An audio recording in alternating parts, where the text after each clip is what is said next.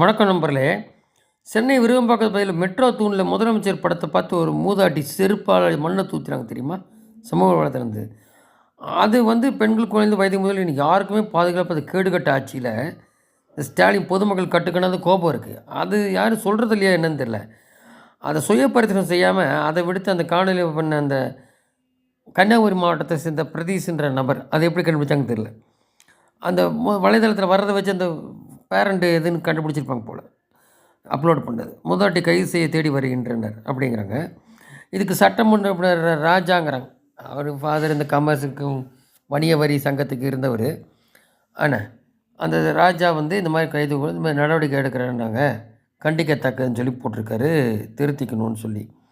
என்ன இந்த மாதிரி இதெல்லாம் தான் கிடைக்கிற இல்லையா, வேறு எதுவும் பார்க்குறதில்ல. அதே மாதிரி காப்பாற்ற பார்க்காது.